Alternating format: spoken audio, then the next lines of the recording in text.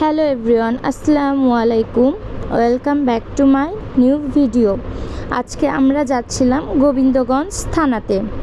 তো মূলত থানাতে যাওয়ার আমাদের কারণ হচ্ছে আমরা আজকে গোবিন্দগঞ্জের দেওয়ালগুলোকে রং করব। তো বৈষম্য বিরোধী ছাত্র আন্দোলনের পর থেকেই পুরো বাংলাদেশে প্রতিটি দেওয়াল সবাই সুন্দর করে আর্ট করতেছে। তো আমরাও আমাদের গোবিন্দগঞ্জে আর্ট করা শুরু করে দিয়েছি। আমাদের বড় ভাইয়ারা এই উদ্যোগটা নিয়েছে।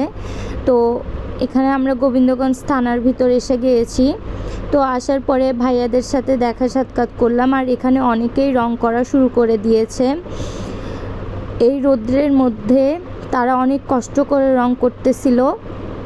আর ভাইয়া বলে দিচ্ছিল, এই যে এই ভাইয়াটা এখানে আর্ট করে দিচ্ছিল, ভাইয়াটা অনেক সুন্দর আর্ট করতে পারে। তো ভাইয়া এটা আর্ট করে দিচ্ছিল, এটা রেমিটেন্স নিয়ে আর্ট করা হচ্ছিল। তো এটাতেই পরে আমরা রং করেছিলাম, আমি আমার ফ্রেন্ড। তো এখানে ভাইয়া রঙও বলে দিয়েছিল যে ওটাই কোন কালার হবে, কোথায় কোন রং হবে। তো ওখানে থেকে রং বাছাই করে নিচ্ছিলাম। নেওয়ার পরে এই যে আমি রং করা শুরু করে দিয়েছিলাম। তো রৌদ্রের মধ্যে রং করতে অনেক কষ্ট হচ্ছিল, তবুও আমরা রং করেছি সবাই মিলে, কারণ আমাদের গোবিন্দগঞ্জটা অনেক সুন্দর করে সাজাতে হবে।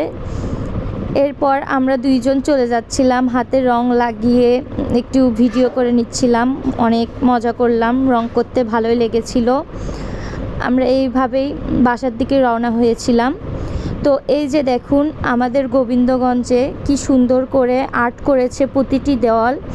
এখানে মুগ্ধর কথা, পানি লাগবে কারো পানি, বিমান, তারপর আমাদের প্রাণের শহর গোবিন্দগঞ্জ লেখা।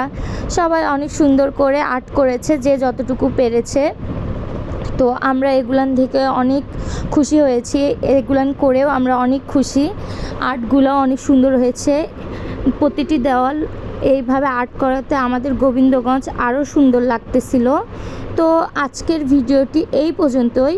ভিডিওটি যদি ভালো লেগে থাকে তাহলে অবশ্যই লাইক, কমেন্ট, শেয়ার করতে ভুলবেন না। আপনারা আমার পাশে থাকবেন।